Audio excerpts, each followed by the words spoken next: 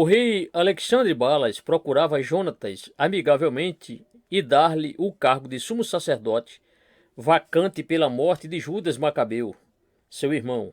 O rei Demétrio faz-lhe ainda maiores promessas. Os dois reis travam uma batalha e Demétrio é morto.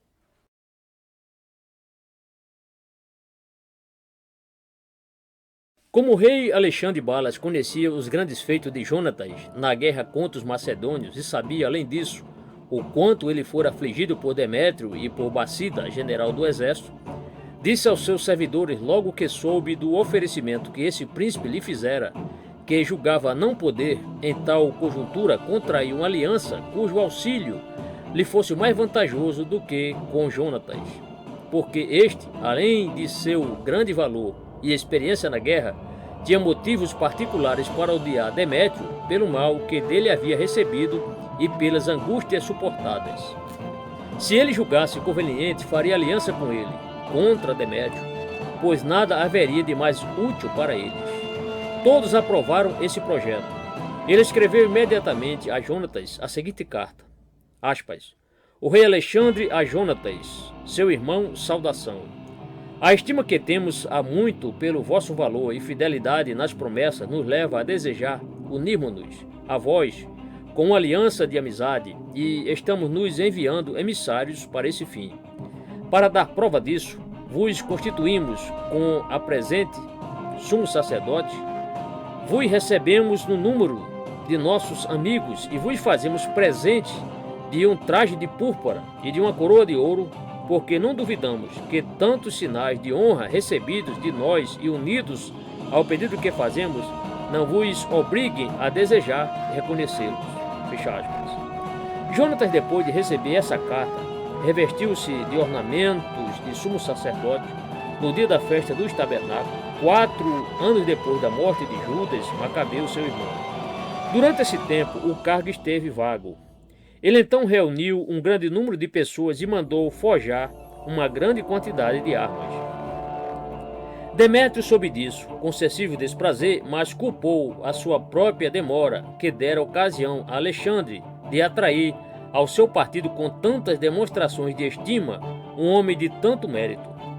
Não deixou, porém, de escrever a Jonatas e ao povo nestes termos, aspas, o rei Demétrio, a Jonatas e a nação dos judeus, saudação. Sabemos de que modo resistes às solicitações que os vossos inimigos vos fizeram de violar a nossa aliança. Não podemos louvar o bastante a vossa fidelidade, nem exortar-vos em demasia a agir sempre desse modo.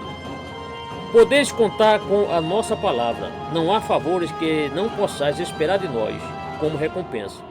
E para vos provar o que dissemos, dispensamos-vos da maior parte dos tributos e vos desobrigamos desde já de que estáveis acostumados a pagar a nós e aos nossos predecessores, como também do sal, das coroas de ouro de que nos fazeis presentes e do terço das sementes, da metade das frutas, das árvores e do imposto por cabeça, devidos pelos que moram na Judéia e nas províncias vizinhas, isto é, Samaria, Galiléia e Pérea, e isso para sempre. Queremos ainda que a cidade de Jerusalém, sendo sagrada, desfrute o direito de asilo e seja isento com o seu território das décimas e de toda espécie de imposto. Permitimos a Jonatas, vosso sumo sacerdote, que constitua para a guarda da fortaleza de Jerusalém os que mais merecem a sua confiança, a fim de vô-la conservar. Colocamos em liberdade os judeus aprisionados na guerra e ainda escravizados entre nós. Isentamo-vos de fornecer cavalos para os correios.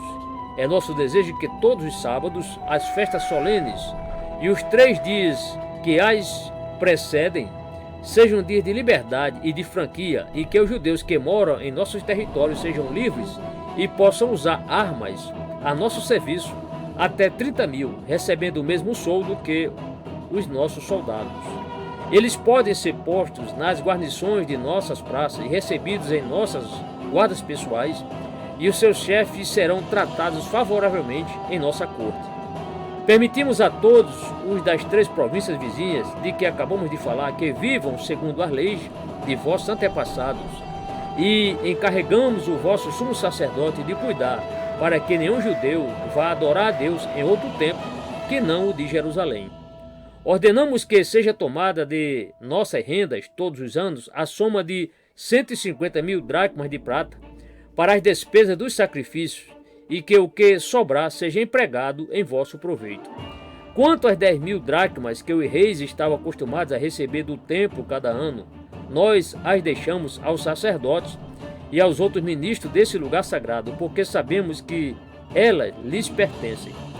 Proibimos que se atente contra qualquer pessoa que se retirar ao templo em Jerusalém ou ao oratório que lhe está próximo, ou contra os seus bens, seja pelo que nos deve, seja por qualquer outro motivo. E permitimos que, a nossa custa, repareis o templo e as muralhas da cidade, e que eleveis altas torres.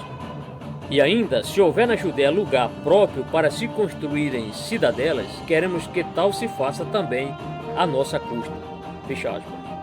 O rei Alexandre, após reunir grandes forças, tanto as tropas tomadas sob pagamento quanto as que na Síria se havia revoltado contra Demétrio, marchou contra este e travou-se a batalha.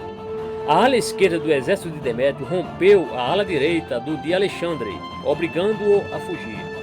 Perseguiu por muito tempo, com grande mortandade, e saqueou o seu acampamento.